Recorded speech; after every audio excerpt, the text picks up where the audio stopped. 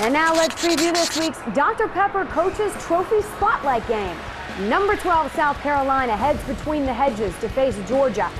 Last year, Marcus Lattimore sliced through the Dogs to the tune of 182 yards rushing and 2 touchdowns. It was just his second career game for the Gamecocks. Mark Richt is still having nightmares.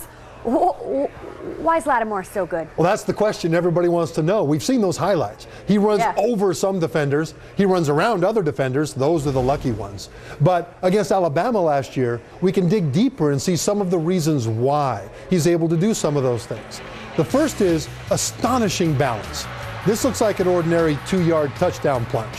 But the ESPN Access replay shows that there's actually a lot going on in those 2 yards. The first obstacle is the 2 defenders who try to throw him back. These guys are both All-Americans for Alabama.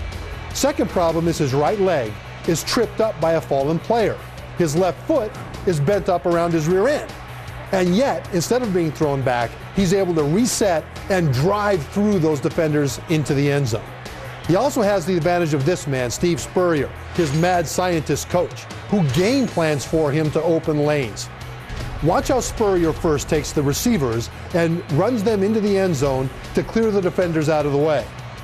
That leaves all this space wide open with only one single defender in it. And there's a blocker on that defender. Now Lattimore could run through or around most defenders, but Spurrier opens the lane for him anyway. So the combination of his astonishing physical gifts and his coach giving him those lanes means a double dose of uh-oh for the Georgia Bulldogs defense. Yeah, I'll say Georgia had all kinds of trouble last year trying to stop Lattimore. This year they've got to try and do it without inside linebacker Alec Ogletree, who, oh, by the way, is out 4 to 6 weeks with a broken foot. That's a great point. It'll be all the harder for them.